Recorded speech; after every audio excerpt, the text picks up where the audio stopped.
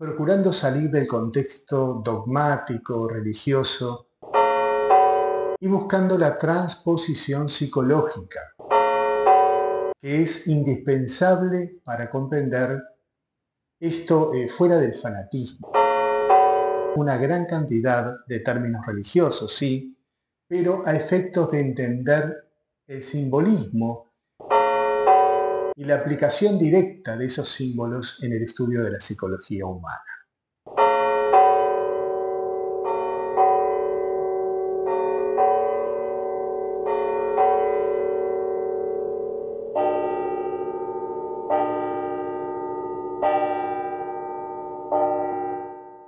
Pedro seguramente sea el más conocido de los apóstoles, sobre todo porque, según la tradición católica, fue el primer papa, aunque bueno, las investigaciones históricas sitúan al papado como un concepto posterior.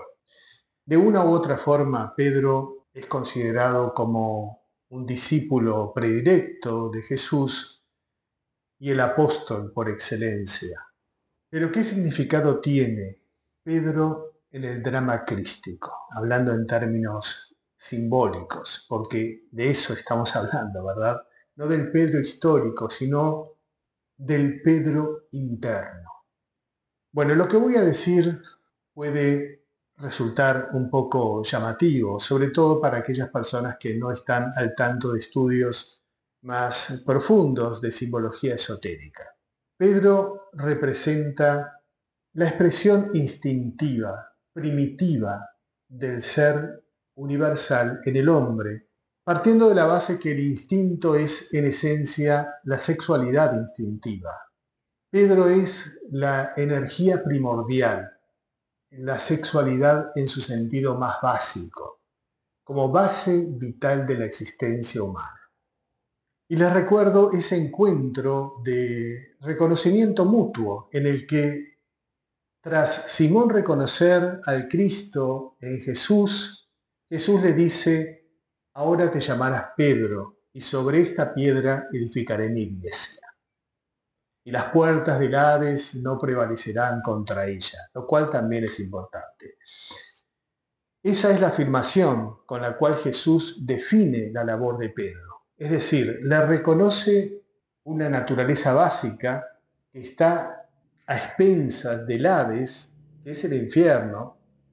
Ya se menciona ahí específicamente la amenaza de Hades, que es el inframundo en Grecia, entendiendo al inframundo como el mundo subconsciente e infraconsciente del ser humano, algo así como diciendo: contigo, reconociéndome, la sexualidad instintiva se volverá consciente y no habrá subconsciencia en ella. Son varios símbolos interesantes. Ante todo, Simón significa etimológicamente el que escucha. Simón era un nombre muy común en Judea, como lo era el de la mayoría de los apóstoles. Pero el hecho de escuchar asume aquí un valor simbólico, previo al desempeño de Pedro como apóstol. Entonces, el hecho de que Jesús lo llame Pedro indica un paso más, un paso adelante, una valoración de su labor. No solo va a escuchar a la conciencia, sino que va a constituirse en la piedra fundamental de la labor consciente, que es esa piedra, bueno, sobre la cual se edifica la iglesia de Cristo. Ahora bien, tengamos en cuenta que la iglesia es simbólicamente el lugar en el que se manifiesta el ser universal. De ahí que Jesús, al llegar al templo de Jerusalén, afirma de que si ese templo fuera derribado, él lo podría en 3 días volver a construir. Y eso implica toda una labor de la conciencia en la construcción de la existencia humana. Pero bueno, volviendo, ¿no? Pedro es la piedra fundamental de ese templo donde se realizan los sacramentos y aquellos ritos necesarios para que el ser humano pueda realizar en sí mismo todas las potencialidades del ser. Ahí es donde entra en juego la energía vital, o bueno, sexual, en su carácter instintivo, la sexualidad básica instintiva al servicio de la conciencia. Y vale la pena reflexionar en esto. No podemos desconocer la naturaleza de la sexualidad humana, que tiene un aspecto instintivo, como la de cualquier animal, cualquier mamífero, pero es diferente a la de los animales en muchos aspectos, radicalmente diferente. Tenemos que considerar las influencias, ante todo emocionales y mentales, las influencias psíquicas, la voluntad, la capacidad de ejercer la libre elección, que son fundamentales si queremos conocer en profundidad la sexualidad humana, la capacidad de elegir y también la capacidad de determinar el entorno de la relación. Todo eso es propio del ser humano.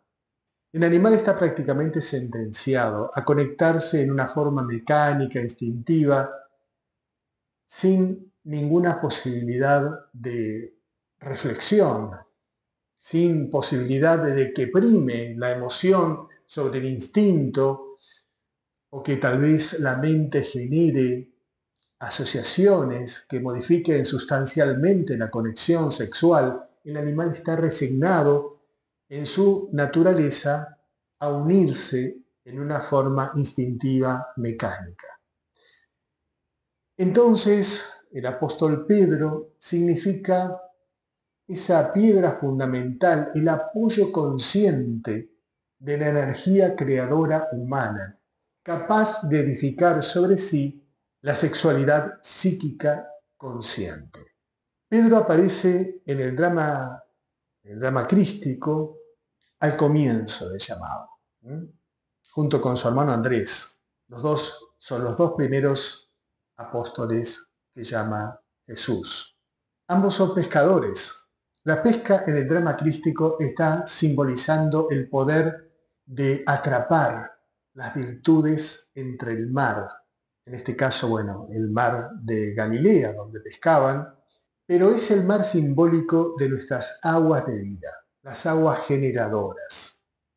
No sé si se entiende esto, pero voy a tratar de explicarlo. De entre la misma sexualidad consciente, esa capacidad de salir de los instintos mecánicos relativos precisamente a la sexualidad, surgen esas virtudes, esas capacidades, esos poderes que están simbolizados por los peces. Ese milagro tan conocido de la pesca milagrosa, en la cual Jesús en la orilla llama a Pedro y le dice, bueno, que arroje las redes para recoger, cuando habían estado toda la noche pescando y no habían podido pescar nada. Y en ese momento entonces, a la luz del día, con la conciencia del Cristo, pescan en abundancia y recogen de entre las aguas esas simbólicas virtudes. Bien, y extendiéndome un poco más en cuanto a la relación entre aguas y sexualidad, diría que es una relación muy conocida en el ámbito de la simbología esotérica en muchísimas culturas. Es recurrente en el cristianismo, pero muchas tradiciones místicas, místico-religiosas, representan a las aguas de vida originales de la creación. Desde las aguas bautismales, por ejemplo, que están presentes no solamente en el cristianismo, sino en otros ritos antiguos, pasando por estas, bueno, en las que se recogen esos peces, virtudes, también las aguas sobre las cuales camina el mismo Jesús tienen esa misma simbología, ¿no? Pedro, representando a la sexualidad básica, instintiva, tiene que aprender a caminar sobre las aguas de vida. Esto implica necesariamente una disposición del ser humano para no sumergirse en las aguas, o en otra forma de analogía, para cambiar la dirección del flujo de esas aguas que están mecánicamente destinadas a salir del organismo para la procreación. Entonces, esos cambios radicales en la expresión de las aguas en el ser humano son patrocinados por el Pedro interior que aprende a caminar. Esa simbólica caminata implica el poder dominar, manejar, pasar sobre las aguas de vida, que son esas fuerzas plasmadas, como decía, en líquidos orgánicos, los líquidos originados en las gónadas, y que son el origen mismo, no lo podemos desconocer, del ser humano, porque el ser humano surge de la sexualidad de su padre y de su madre. Pero bueno, es interesante ver a Pedro como ese apóstol fundamental que cumple ese papel protagónico en el despertar de la conciencia. Y entonces ya en el desarrollo del drama crístico acompaña, experimenta, presencia, defiende, promueve el desarrollo de esa sexualidad instintiva hasta constituirla en una fuerza espiritual, es decir, toma de entre las mismas entrañas de la naturaleza, de las cuales todos somos subsidiarios, toma de allí las fuerzas que son proclives al desarrollo en nuestro interior de la conciencia del ser. Por eso Pedro es clave en la expresión del ser, el Pedro interior. A partir de esa piedra fundamental se crea la emoción consciente o crística, la mente consciente o crística, la voluntad crística.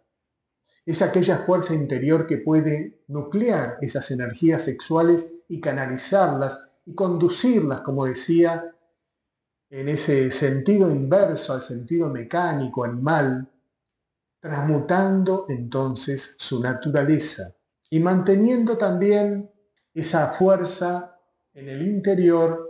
Entonces surge el Santiago interior, pero bueno, eso va a ser objeto del estudio específico del apóstol Santiago. Pedro también se expresa en un momento clave, en el Jueves Santo, en la ceremonia del lavado de pies, negándose a que Jesús lave sus pies. Si vemos esto otra vez como una anécdota histórica, bueno, marca la humildad de quien se considera inferior a quien le está dando no solamente la enseñanza, sino esperanza, sabiduría, pero simbólicamente, y este es el punto, en un sentido esotérico, indica la negación que tienen los instintos originalmente a ser depurados por la conciencia, a ser purificados por el conocimiento. La conciencia tiene dificultad para depurar los instintos porque los instintos se oponen, los instintos animales, se oponen a esa fuerza consciente que quiere limpiarnos. Por eso Jesús le responde esotéricamente y le dice, si yo no te limpio ahora, no vas a estar conmigo. Si yo no logro limpiar los instintos, no voy a poder llevar conciencia a esos instintos. Y veamos que esa, además, no es la única vez que Pedro se antepone a Jesús. Pedro está muchas veces en conflicto con Jesús. Los evangelios canónicos, por ejemplo, relatan que Pedro reprocha a Jesús para que no se someta a la pasión y muerte, y Jesús lo reprende, le dice, apártate de mí, Satanás. ¿Qué nos enseña esto? Los instintos se oponen también a la conciencia del ser y deben ser llevados a asumir su sacrificio existencial. Luego, durante la pasión, hay un evento también muy recordado de la vida de Pedro, que es cuando niega conocerlo 3 veces antes de que cante el gallo, como Jesús ya le había profetizado en la última cena. Eso representa la negación de la importancia de la sexualidad en el desarrollo de la conciencia. Y se asocia simbólicamente con la negación instintiva al uso de la energía sexual para la transformación del ser humano. Hay una negación de los instintos en ese sentido.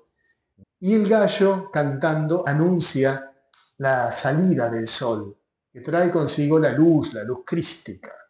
Más tarde, se va a dar un proceso en el cual, bueno, por lo menos según el Evangelio de Juan, ya el Cristo resurrecto en el mismo mar de Galilea, es decir, la conciencia luminosa del ser resurrecta, tiene una conversación muy particular con Pedro y le pregunta si lo ama. Y lo hace 3 veces también, en contraposición a las 3 negaciones.